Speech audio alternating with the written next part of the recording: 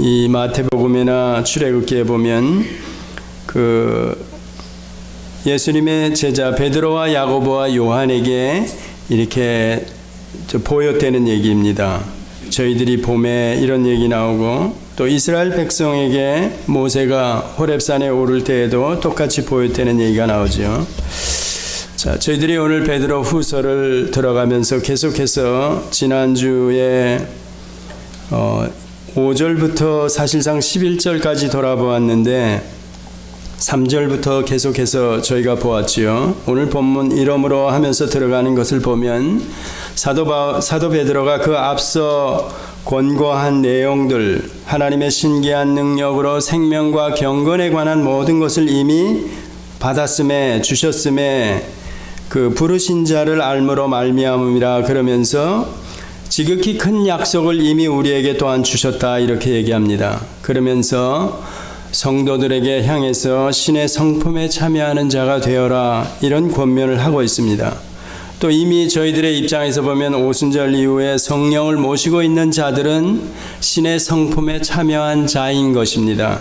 저희가 앞으로 해야 될 게 아니라 이미 성령이 우리 안에 계시기 때문에 신의 성품에 참여한 자가 되었기 때문에 그 5절부터 나오는 겁니다. 이러므로 하면서 지식의 덕을 하면서 나오는 것들이죠. 지난주에 돌아본 대로 만약에 이런 것들이 나와줘야 되는데 되지 않으면 우리가 그리스도를 알기에 게으르게 되고 열매 없는 자가 된다 이렇게 얘기했습니다.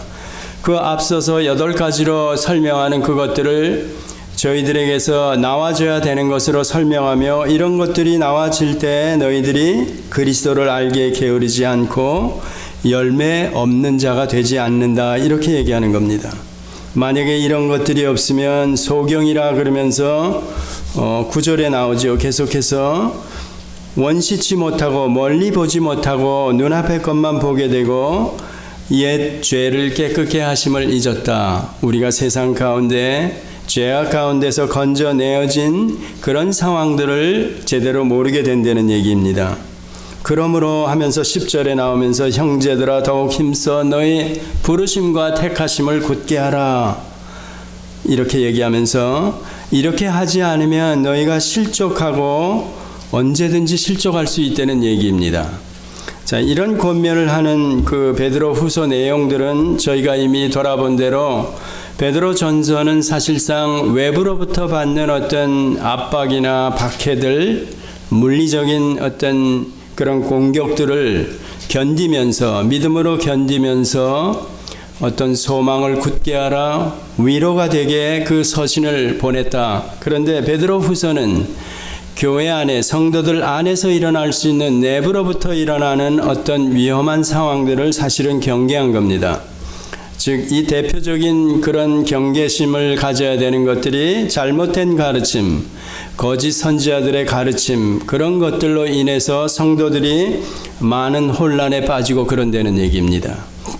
그러니까 전서와 후서가 이렇게 구별이 되면서 오늘 본문은 지금 앞서 제가 설명드린 그 내용들을 설명하면서 베드로가 왜 내가 이렇게 권하는지 하는 이유를 사실은 오늘 12절부터 18절까지로 설명하는 겁니다. 중요한 것은 그 베드로의 심정을 아주 적나라하게 표현한 부분이 12, 13, 14절입니다.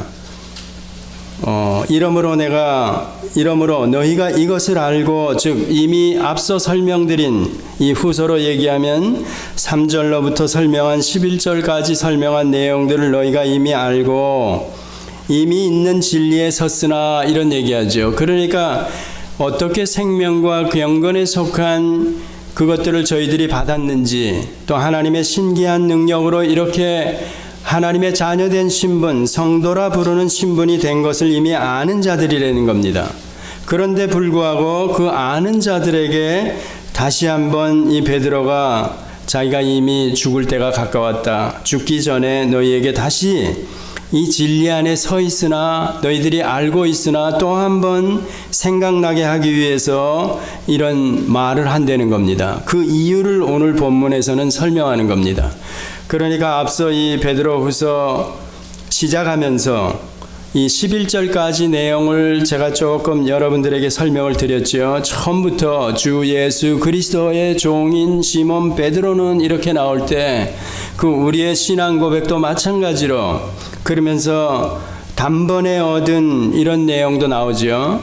그 보배로운 구원 이렇게 설명하면서 이 모든 것들을 이미 아는 자, 그런 자인데도 불구하고 다시 한번 이렇게 되새기게 하기 위해서, 또 생각나게 하기 위해서, 혹은 자기가 장막으로 설명하는 자기의 육신의 장막이, 즉 내가 죽고 떠나더라도 나 말고 다른 사도들에 의해서 가르쳐진 진리, 복음에 대해서 너희들이 아는 것으로 그치지 말고 늘 살아가면서 그게 생각나게 하고, 왜 이렇게 권면을 하는가 하면 그 내부로부터 일어나는 거짓된 가르침에 의해서 너희가 치명적인 상처를 입을 거다, 위험한 상황에 처할 거다 하면서 이런 근본이 되는 진리들은 항상 우리에게서 이렇게 생각이 나고 우리를 부추겨야 된다는 그런 의미입니다.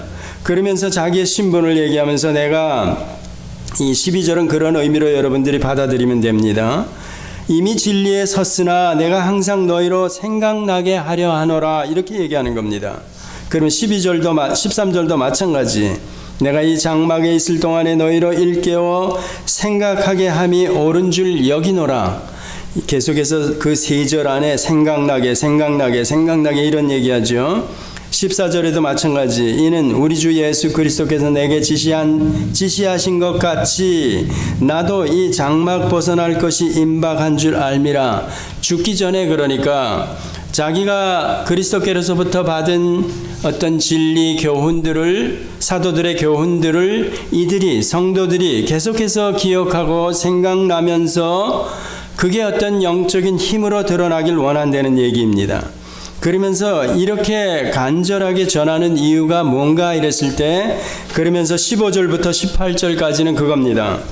내가 힘써 너희로 하여금 나의 떠난 후에라도 필요할 때 이런 것들이 생각나게 하려 하노라. 그러면서 우리 주 예수 그리스도의 능력과 강림하심을 너희에게 알게 한 것이, 그러면서 사실상 조금 이따 제가 설명을 드리지만 예수 그리스도의 공생애를, 사복음서를 제가 돌아보면서 지난번에 유대적인 배경을 가진 사람을 마태, 마가로 띄어가지고 여러분들이 보셔야 된다 그러고, 이방인들을 향해서는, 헬라인이나 이방인들을 향해서는 누가복음과 요한복음을 묶어서 보셔야 된다 그랬죠.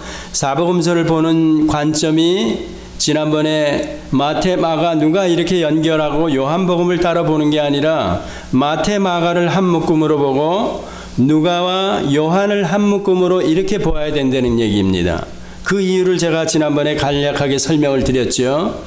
족보도 그래서 마태복음에 나오고 또 누가복음에 나온다, 이렇게 설명을 했죠. 그리고 요한복음에 관해서도 제가 간략하게 설명을 드렸죠. 이게 굉장히 중요한 겁니다. 아마 신학 공부를 하신 분들도 대부분이, 저도 그렇게 배웠고, 세 복음서와 요한복음을 떨어뜨려 놓고 이렇게 가르침을 받았고 그러는데, 그게 아니고 두 복음서 이렇게 띄워놓고 보아야 전체적인 성경 교훈과 특히 신약 교훈과 맞는, 연결이 되는 그런 안목이라는 겁니다. 이게 굉장히 중요하죠. 16, 17, 18절은 이제 그 예수 그리스도를 변화산에 올라가서 베드로가 친히 보았다는 얘기입니다. 그게 바로 아까 마태복음 17장의 장면을 여러분들에게 말씀드린 대로, 자, 그럼 베드로가 이런 권면을 하면서 왜 이 내용을 가지고 이유로 설명을 하는가 이랬을 때, 이미 여러분 아십니다. 초대교회 상황이, 특히 유대적인 배경을 가졌던 사람들이 예수를 하나님이라 믿는 것은 굉장히 힘들었다 그랬죠. 왜? 30년 동안 이미 그 요셉을 도우면서, 목수인 아버지를 도우면서, 물론 예수도 그 안에서 30년 동안 살았죠. 야고보서 설명하면서 그가 배다른 형제라 그랬죠. 그 친족들도 저 미치지 않았어? 아니, 우리랑 같이 30년 동고동락하면서 같이 아버지를 도우고 그랬는데 어느 날 갑자기 메시아고 내가 예수다 하니까, 이게 같은 형제 중에서도, 물론 예수님은 성령의 잉태로 동정녀 마리아에서 태어났기 때문에 다릅니다. 그런데 한 울타리에서 자랐기 때문에 믿지 못한다는 겁니다. 그 같이 30년을 살은 사람도 믿지 못한 상황이고, 또 이스라엘 전체 백성들도 예수가 메시아라니, 구원주라니, 이건 말도 안 되는 얘기입니다. 지금 저희들의 입장에서는 이게 성경에 기록되어 있고 뭐 구약도 보고 신약도 보고 가면서 금방 그렇지, 예수가 메시아지, 이렇게 믿어지지만, 이 정작 이 초대교회 당시에 이 베드로 후서, 전서 다 마찬가지. 이때 그 유대적인 배경을 가졌던 사람들은 특히 예수가 그리스도이심을 믿지 못한다는 얘기입니다. 그런 상황이라는 겁니다. 제가 그 얘기를 지난번에 했죠. 그런 상황에서 이 베드로 후서도 쓰는 겁니다. 그렇기 때문에 너희가 신기한 능력으로 생명과 경건에 속한 모든 것을 이미 받은 자인데도 불구하고, 또 그런 자, 신의 성품에 참여하는 자로 부름을 받았기 때문에 그 이후에 8가지 덕목으로 설명하는 이것들이 나와줘야 되는 자로 설명하는 겁니다. 그리고 나서 왜 이렇게 내가 권면하는가 하면서 베드로의 입장에서는 자기가 말하는 이 모든 것들, 사도들이 전한 모든 진리들이 이들에게 계속해서 자기가 떠난 후에도 능력으로, 힘으로 드러나게, 그래서 그 말을 다른 말로 생각나게 하기 위해서 내가 이 말을 다시 반복한다. 알겠느냐? 이런 얘기입니다. 특히 내부로부터 잘못된 가르침이 들어와 가지고, 가르쳐져 가지고 교회가 혼란스럽게 될 때 이런 메시지들이 기억나야 된다, 이 얘기입니다. 그런데 이 말을, 이 베드로의 내용을 받는 수신자들이 누구냐 이랬을 때 이들도 마찬가지로 초대교회 당시에 유대적인 배경을 가졌던 그런 사람들이라는 겁니다. 금방 말씀드린 대로 그런 사람들이 예수가 메시아이심을 쉽게 믿을 수가 없는 사람이라는 겁니다. 그러니까 예수님께서도 마찬가지로 하나님께서, 그러니까 성부 하나님이, 이 마태복음 17장이 바로 어떤 장입니까? 여러분, 제가 여러 차례 마태복음 16장 얘기하시죠. 3년 어간이 지난 후에, 공생에 들어가기 3년 어간이 지난 후에 예수님께서 제자들 앞에서 사람들이 나를 누구라 부르느냐 하는 그 장면을 여러분들이 기억하시죠? 그때 베드로가 주는 그리스도여 살아계신 하나님의 아들이시니이다, 이렇게 고백하지 않았습니까? 그러니까 예수님께서 그 고백을 듣고 내가 내 신앙 고백 후에 음부의 권세가 이기지 못하는 교회를 세운다, 그 약속도 해주고, 이제 내가 장로들과 서기관들에게 고난을 받다가 십자가에 달려 죽고 3일 만에 부활할 거다, 이 얘기를 하니까 베드로가 그리 마옵소서. 자, 이런 장면을 보고 제가 성령의, 그때는 임마누엘로 와 계시지 않고 성령이 어떤 자에게 와서 신앙 고백을 하게 하고 그리고 다시 떠난 겁니다. 왜? 그리 마옵소서 했을 때 예수님께서 사탄아 물러가라 그랬기 때문에. 성령론의 아주 중요한 그런 내용입니다. 저희들이 성령이 어떻게 역사했는가 돌아보는 그런 장면입니다. 그리고 나서 만약에 그 말로만 그랬다가 예수님께서 실제로 고난을 받으시다가 십자가에 죽으시고 나면 여기 중요한 주인공으로 등장하는 베드로가 그때 성령이 임해서 그런 신앙을 고백하고 그 바로 뒷장면에는 또 엉터리 같은 고백을 하지 않았습니까? 성령이 떠난 이후에.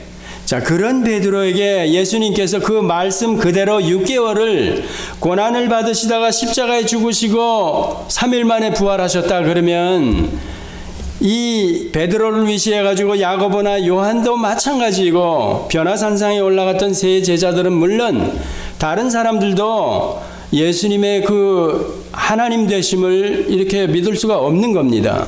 그러니까 성부 하나님께서는 바로 이 마태복음 16장 이후에 변화산상에 올라가셔가지고 변한 모습, 모세와 엘리야와 함께 대화하는 변모하신 모습, 그런 것들을 실제로 베드로에게 보여주었다는 겁니다.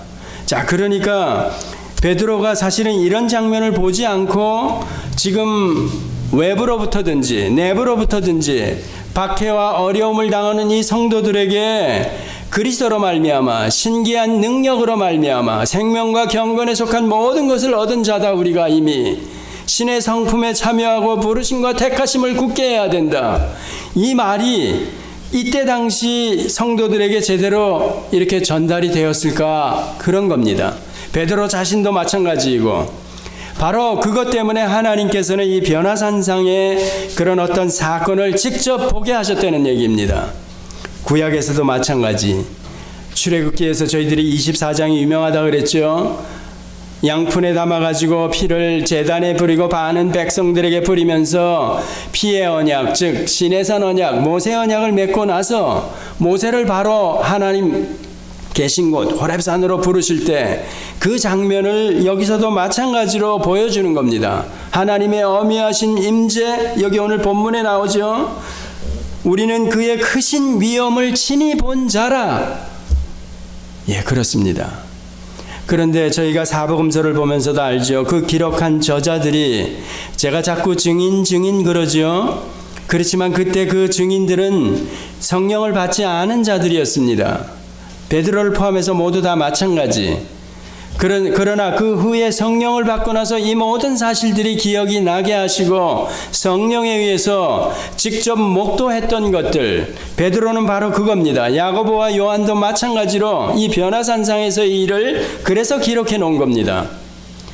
다른 사람들이 보았을 때는 그냥 예수로 살은 3년을 기록하고 그 이후에 고난받은 그 3또 6개월을 기록하고 그리고 죽고 부활하시고, 엄밀하게 보면 물론 예수님이 공생애 동안에 기적을 베푸셨습니다. 안진뱅이를 일으키고 죽은 자를 살리고 소경을 눈뜨게 하고 여러 가지 사건들이 많이 나옵니다. 그런데도 불구하고 당시에 이스라엘 백성들 입장에서는 저게 선지자 중에 하나인데 30년을 그 요셉의 집안에서 살던 저 우리 이웃 아니었냐? 이 사람이 기적을 행하니까 그들 수준에서, 그들 입장에서 생각할 수 있는 어느 정도는, 최대치의 어떤 정도는 선지자 중에 하나라는 겁니다. 당시 선지자들도 기적을 행하고 그랬습니다. 그 중에 하나지 예수가 메시아라는 것은 이들 입장에서는 믿을 수가 없었다는 얘기입니다. 바로 그 기적을 하나님께서는 그래서 직접 성부 하나님이 변화산상에서 이는 내 사랑하는 아들이요 하면서 지극히 큰 영광 중에 그 변화산상의 모습을 이 세 제자가 경험하게 하는 겁니다. 눈으로 보게 하는 겁니다.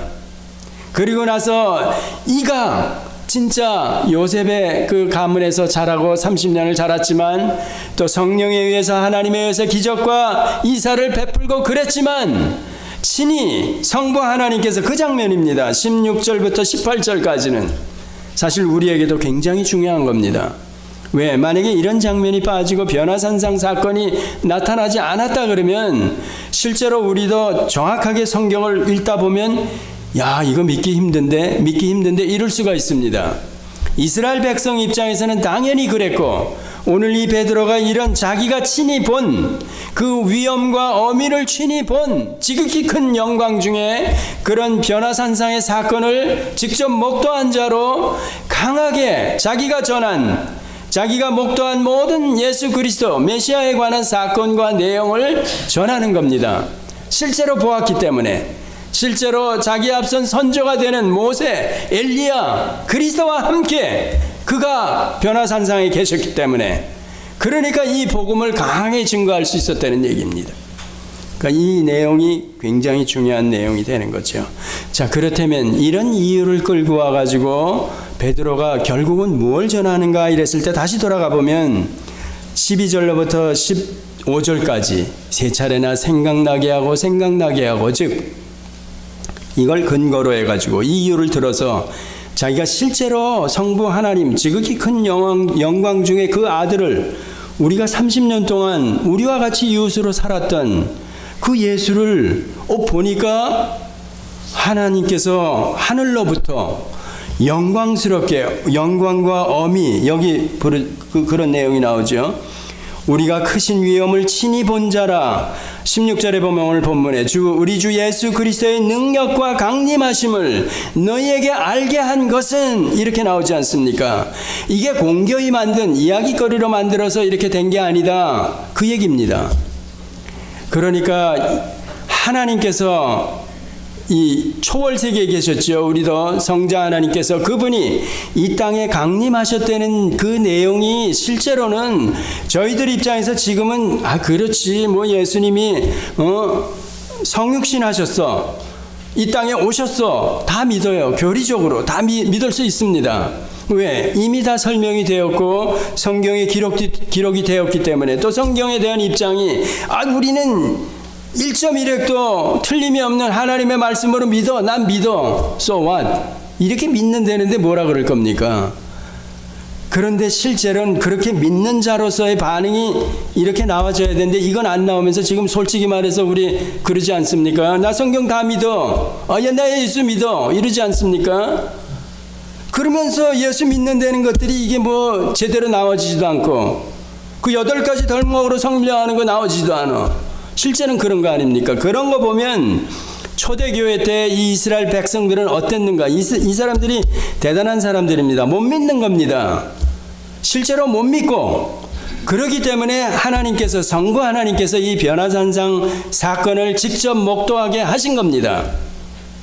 다른 것들은 성령에 의해서, 하나님에 의해서 기적이 베풀어졌지만 그것보다도 더 중요한 것, 실제 이 구약 유대적인 배경을 가졌던 이스라엘 백성들이 자기네 조상들의 스토리를 너무나 잘 아는 겁니다.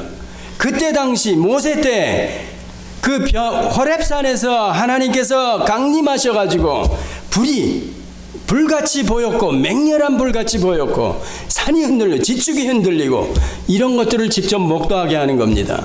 그러니까 이스라엘 백성도 이들의 선조들도 모세, 당신이 나가소서, 당신이 나가서 하나님을 대면하십시오. 왜? 거룩하신 하나님을 만나면 당장에 죽어버리니까 그게 안 되는 겁니다.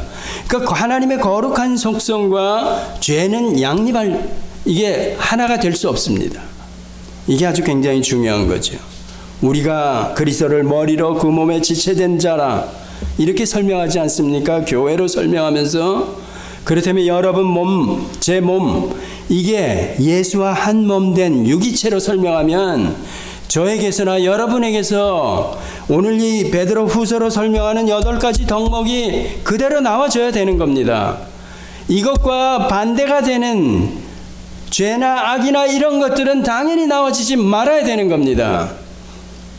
우리가 지금 살아가는 세대는 죄에 관해서 너무나 관대한 세대입니다. 여러분 얼마 전에 동성애 때문에 어떤 교단에서는 어떤 지경에 이르렀는지 아시죠? 그걸 인정하는 것은 물론 동성애자를 안수까지 해서 목회자로 만들어버리는 겁니다. 그렇다면 성경적으로 비추어보면 이게 무슨 짓입니까? 이거야말로 하나님을 반역하는 겁니다. 죄에 대한 책망이나 이런 거는 물론이고 오히려 어게인스트 하는 겁니다. 그러니까 동성애나 예를 들어 동성애 하나죠. 근데 동성애를 죄악시하지도 않는 이런 세태에 저희들이 살아가고 있으니까 저희들의 자녀들은 앞으로 성경을 더군다나 몰라. 그러면 죄가 뭔지 악이 뭔지 전혀 모르는 상황으로 가는 겁니다. 그런 위태로운 상황에 저희들이 살고 있는데 이전에 보니까 성경에 돌아가 보니까 동성애를 어떻게 다뤘습니까? 소돔 고모라가 망하는데 무슨 짓거리 때문에 그랬습니까? 도덕적인 이런 어떤 방종이나 성적인 문란함 이런 것들은 그게 당한 경우입니다. 하나님이 불로 심판하고 유황불로 심판하는 그런 지경이라는 겁니다. 그렇다면 성적으로 이렇게 저희들이 알지 않습니까? 저나 여러분 알지 않습니까? 지금 같은 세대가 어떤 세대라는 거? 이런 세대의 죄에 대한 의식이 저희도 그냥 다 무뎌져 버린 그런 시대에 살아가고 있는 겁니다. 저희 세대에는 그래도 조금은 성경을 안다 그러지만 이제 저희 이후 세대들은 어떻게 되는 겁니까? 어떻게 생각하면 애를 안 낳는 게 오히려 낫다 이렇게 생각하지 않습니까? 이런 죄악된 세상에 자녀를 낳아가지고 누가 책임집니까? 그런 시대입니다 지금. 그러면 이런 시대에 우리는 그리스도 그러면서 그 예수 그리스도를 믿는다 그러면 그분의 교훈이나 모든 것을 본받아야 되는 겁니다. 실제로 그래서 구약이나 신약에도 내 백성을 삼은 자를 향해서 하나님께서 내가 거룩하니 너희도 거룩해 이러는 겁니다. 이걸 뭐지 신학적인 용어로 성화 어쩌고 저쩌고 하는데 이건 신학자들이 그래서 나쁜 겁니다. 솔직히 말해서 그냥 성경 말 그 말을 그대로 옮겨서 거룩해야 된다. 예스 이렇게 나가야 됩니다. 전혀 경계심이 없이 죄악에 대해서 관용하고 이런 세대에 살아가면서 교회도 다 거기에 물들어 버리는 겁니다. 그러면 안 된다는 겁니다. 그러면 이 땅에 교회가 없는 겁니다. 진짜 교회가 없는 겁니다. 교회 그리스도를 머리로 그 몸에 지체된 보이지 않는 교회 이렇게 설명하지 않습니까? 여러분이 그 이론이라면 여러분이 성령을 받은 자가 보이지 않는 교회라면 하나님의 말씀 앞에 또 하나님이 명령하신 그 명령을 순종해야 된다는 얘기입니다. 그리고 저에게서 행실로 드러나야 된다는 겁니다. 이런 게 다 그 얘기입니다.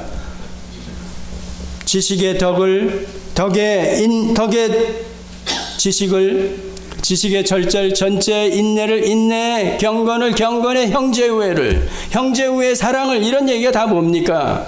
다 구원 얻은 이후에 아까 베드로후서 시작하면서로 가면 3절로 가면 생명과 경건에 속한 구원과 구원 이후에 속한 모든 것을 우리에게 다 주셨다. 이게 안 나와지면 게으른 사람이라는 겁니다. 열매 없는 사람이라는 겁니다. 열매가 반드시 맺어야 되고 이게 하나로 설명한다고 자꾸 여러 차례 그리죠. 하나로 설명이 되어야 되는 겁니다. 자, 이런 교훈을 하기 위해서 이 수신자에게 야 베드로가 내가 예수 그리스도께서 능력으로 강림하시고 여기에 임하셨다는 것을 내가 친히 목도했다. 하늘로부터 지극히 큰 영광 중에 전 이 지극히 큰 영광을 잘 모릅니다. 오늘 사실 제목은 그렇게 달았는데 우리 인간들의 어떤 개념으로는 이게 이해가 안 되는 겁니다. 영광의 박수. 제가 어떤 데는 약이 오릅니다. 그런 표현을 할 때는. 이게 영광을 제대로 알구나 이러는 건가? 그럼 하나님을 싸구려, 하나님의 영광을 싸구려거리로만 아무 의미 없이 영광의 박수. 이교들보다 엄청 못한 짓거리들이 교회 안에서 일어나고 있는 겁니다. 전 솔직히 말해서 하나님의 영광을 잘 모릅니다. 그렇지만 하나님의 영광이 드러난 모습들을 보면 덜덜덜 떨고 그랬습니다. 사람들이 머리를 땅에 조아리고 그랬습니다. 자기가 죽는 것 같이 나를 죽여주소서 이랬습니다. 하나님의 거룩과 영광이 드러날 때. 그럼 교회가 무슨 짓거리 하는 겁니까? 하나님이 얼마나 무서우신 분이신지, 얼마나 두렵고 떨리는 분으로 우리가 그 앞에 서야 되는지, 죄가 얼마나 더러운지, 죄가 얼마나 무서운지 하나님이 티끌만치도 용서치 못하는 그런 자들이라는 겁니다. 죄가 하나님 앞에 절대 설 수가 없습니다. 죄인이 하나님의 영광이 드러나는 장면들, 하나님의 거룩이 드러나는 장면들 앞에 저희들은요, 그래서 로마서를 여러분들이 잘 보시면 우리가 그런 영광, 지극히 큰 영광 그 가운데 자기 아들을 세상 사람들이 볼 때, 그때 당시 유대인들이 볼 때, 베드로도 마찬가지, 야고보, 요한도 마찬가지, 이 세 사람도 놀래는 겁니다. 놀래 자빠지는 겁니다. 왜? 지극히 큰 영광 중에 그 예수를, 능력과 그 강림하심을, 또 이는 내 아들이라, 내 사랑하는 아들이라, 이 소리를 하늘로부터 들으니까 이거야말로 얼마나 큰 기적을, 얼마나 놀라운 사건입니까? 자, 이 사건을 들어서 이제까지 우리가 그리스도의 죽으심과 부활하심, 너희에게 전한 복음, 이게 확실하다, 알겠느냐, 이런 얘기입니다. 친히 본 사람이 전하는 겁니다. 놀라운 복음이죠. 자, 이 내용을 가지고 여러분들이 아시면 이 사도 베드로가 왜 내 죽을 날이 가까웠다, 나 이제 곧 죽을 거다, 죽기 전에 내가 안타까운 심정으로 그리스도의 강림하심을 친히 본 자로 내가 이 전한 말이 너희들에게 계속해서 기억나기를 원한다. 생각하기를 원한다.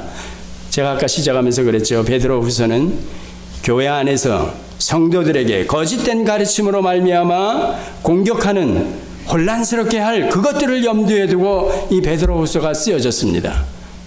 자, 제가 나눠드린 중간에 영지주의, 지식우월주의, 무율법주의, 반법주의, 도덕 폐기론자, 은혜지상주의, 모든 것들이 다 들어가는 겁니다.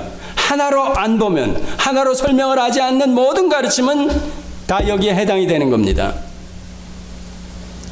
여러분도 그러니까 성경 내용을 보시고 하나로 가지고 계셔야 하는 겁니다. 이 하나로 본다는 게 굉장히 중요합니다.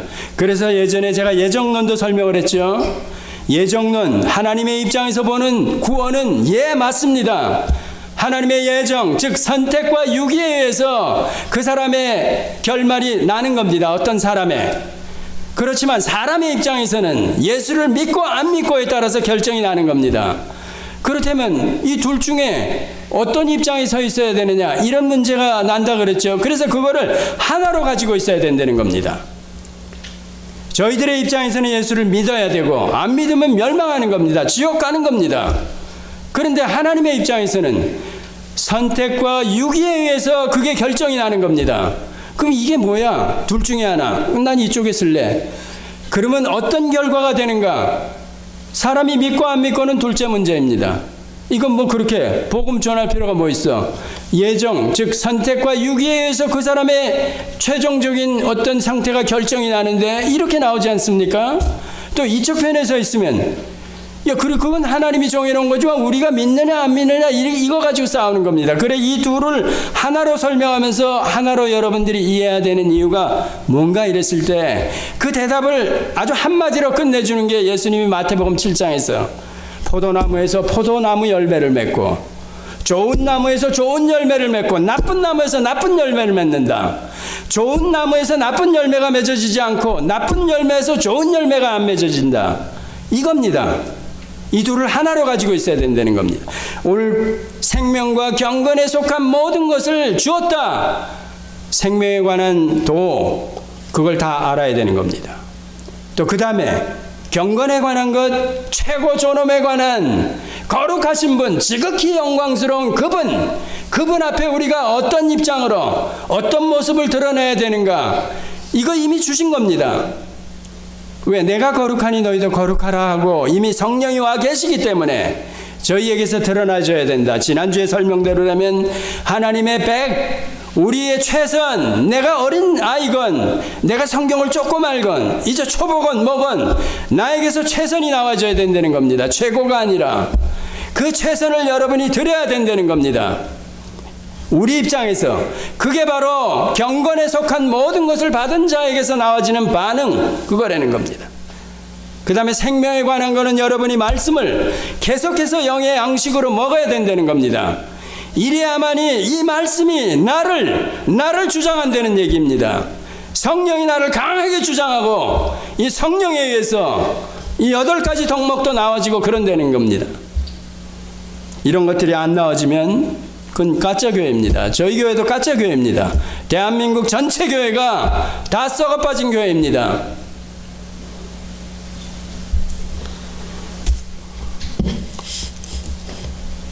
베드로의 후서가 바로 그 내부에서 일어난 모든 문제에 관한 어떤 권면이며 가르침입니다. 그러니까 지금도 이런 상태가 그리스도께서 다시 오시는 그날까지 교회는 계속해서 혼란스러울 겁니다. 왜? 세상은 우리의 적이 아닙니다. 세상은 원수들이라고 표현하는 우리가 복음을 전해야 될 때지만 이 안에서는 이 초대교회 모든 서신, 로마서 이후의 모든 서신을 여러분들이 조금만 생각하면서 보면 거의 다, 전부 다라 그래도 과언이 아닙니다. 교회 안에서 일어나는 문제들입니다. 이 문제들을 어떻게 대처해야 되느냐. 이미 지난 시간에 설명드린 대로 가라지를 뿌렸습니다. 사탄이. 뿌렸기 때문에 어디다 뿌렸느냐. 세상 밖에다 뿌려놨으면 우리와 상관이 없죠. 교회 안에다 뿌려놨다는 얘기입니다. 예수님이 또 교훈이 뿌려놓은 거 싹이 나기 전에 잘라버려 이러지 않고 추수 때까지 놔둬라. 죽이는 거죠. 이거 출세까지 놔두라니까. 더군다나 구원 문제에 있어서 성령을 받은 자인지 안 받은 자인지는 서로 모르는 겁니다. 하나님이 그렇게 허락하지 않았습니다. 자기 자신만 성경을 통해서 확인하는 겁니다. 확신하는 겁니다. 그래서 지난 시간에도 설명한 대로 이런 덕목들이 그거 확신하는 거예요. 성경만 통해서 확신하면 제가 생명에 관한 것만 아는 자로 가는 겁니다. 지식우월주의, 영지주의로. 그래서 경건에 관한 것이 나오기 때문에 이거는 행실에 관한 겁니다. 열매에 관한 것. 저 자신이 제 구원 문제를 확인하고 확신하는 또 한 가지 방법은 성경과 그 다음에는 행실입니다. 저에게서 나와지는 열매, 제가 잘합니다. 제가 잘합니다. 그건 여러분 자신도 여러분이 내가 누군지 너무나도 잘하는 겁니다. 다른 사람 모릅니다. 저도 제 와이프 모릅니다. 저도 제 자식 새끼들 모릅니다. 여러분도 저 모르고 저도 여러분 모릅니다. 그렇지만 여러분 자신이 성경에 비춰본 나, 또 경건에 관한 것, 열매가 맺어지는 것으로 보아서 내가 내 안에 성령이 있는지 없는지 자기 자신이 안 되는 얘기입니다. 이건 자기 자신이 구원 문제를 이 다음에, 그래서 로마서 14장 앞에 14장에 가보면 우리 성도들을 향해서도 주님 앞에 서가지고 자기가 행한 모든 일을 토설하고 자기 혀로 고백을 한다 그랬습니다. 구원 얻은 자인데도 불구하고 우리의 행위에 관한 것들을 다 고백하게 되어 있습니다. 이건 뭐냐면 참 아들이면 이런 것 때문에 걸리기 때문에 돌아온다는 얘기입니다. 또 회개하고 돌아와서 자백하고 돌아와서 우리는 이 길을 가야 된다는 얘기입니다. 이게 중요한 가르침입니다. 성경에. 그 여러분들이 부분적으로 이해하는 성경 가지고는 이 성경 전체 교훈을 잘 이해 못하는 겁니다. 제가 그래서 여기 와서 이 교회에 와서 자꾸만 하는 얘기가 여러분이 스트럭처를 가지고 계셔야 된다. 성경 전체를 이해하고 있어야 오늘 같은 본문들 변화산 사건이 왜 일어나며 왜 베드로 후서의 내용들이 어떤 내용을 무슨 내용으로 교훈하는지 이런 것들을 안다 이겁니다. 아주 중요한 가르침입니다. 성경은 어디를 보아도 진짜 하나님의 말씀으로 그 자녀들을 향한 참 아들들에게 권고하는 말로 여러분들이 받으셔야 되는 겁니다. 예, 기도하시겠습니다. 하나님 아버지, 저희를 죄악 가운데서 건져주시고 이제는 거룩한 백성으로 삼아주셨습니다. 이 땅을 살아가지만 이미 하늘에 속한 자의 신분, 하나님을 아버지라 부르는 자의 신분으로 살아갑니다. 이 땅에 아무것도 더 받을 복이 없는 자임을 저희들이 확실하게 알게 하여 주시옵소서. 썩을 것, 잠시 잠깐뿐인 것, 보이는 것, 100년 안짝 것, 이것들 때문에 우리의 마음이 흔들리지 않게 하여 주시고 세상 유혹을 받지 않게 하여 주시옵소서. 믿음으로 하나님께서 약속하신 보화가 얼마나 놀라운지 바울의 고백대로 배설물로 똥으로 여기며 살게 하여 주시옵소서. 예수님의 이름으로 기도드렸습니다.